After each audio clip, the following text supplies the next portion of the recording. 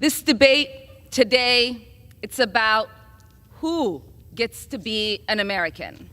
What opinions do we have to be counted as Americans? This is what this debate is about, Madam Speaker. There is this idea that you are a suspect if you are an immigrant, or if you are from certain parts of the world, or a certain skin tone, or a Muslim. It is no accident that members of the Republican Party accused the first Black president, Barack Obama, of being a secret Muslim. It is no accident that former President Donald Trump led a birther movement that falsely claimed he was born in Kenya. Because to them, falsely labeling the first and only President of the United States of America a Muslim and African immigrant somehow made him less American. Well, I am Muslim. I am an immigrant, and interestingly, from Africa. Is anyone surprised that I am being targeted? Is anyone surprised that I am somehow deemed unworthy to speak about American foreign policy, or that they see me as a powerful voice that needs to be silenced? Frankly, it is expected, because when you push power, power pushes back. Representation matters.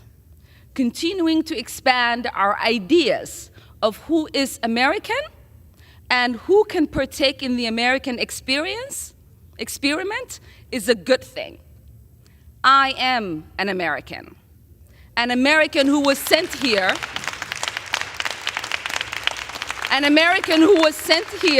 by her constituents to represent them in Congress, a refugee who survived the horrors of a civil war, someone who spent her childhood in a refugee camp, someone who knows what it means to have a shot at a better life here in the United States, and someone who believes in the American dream and the American possibility and the promise and the ability to participate in the democratic process.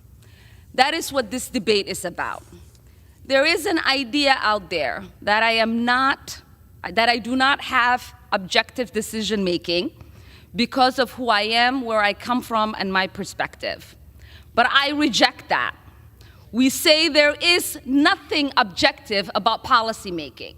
We all inject our perspective, our point of views, our lived experiences, and the voices of our constituents. That's what democracy is about. So what is the work of the Foreign Affairs Committee? It is not to co-sign the stated foreign policy of whatever administration is in power. It's about oversight. It's to critique and to advocate for a better path forward. But most importantly, it is to make the myth that American foreign policy is intrinsically moral a reality. So I will continue to speak up because representation matters. I will continue to speak up for little kids who wonder who's speaking up for them.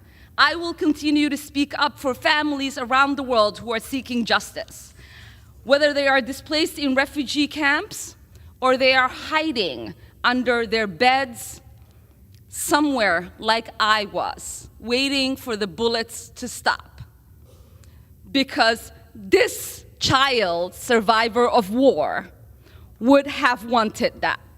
The 9-year-old me would be disappointed if I didn't talk about the victims of conflict, those that are experiencing unjust wars, atrocities, ethnic cleansing, occupation, or displacement like I did. They are looking to the international community and the United States, asking for help. They look to us because the international community and the United States profess the values of protecting human rights and upholding international law. So we owe it to them not to make this a myth, but a reality. I didn't come to Congress to be silent. I came to Congress to be their voice. And my leadership and voice will not be diminished if I am not on this committee for one term. My voice will get louder and stronger, and my leadership will be celebrated around the world as it has been. So take your vote or not. I am here to stay, and I am here to be a voice against harms around the world and advocate for a better world. I yield back.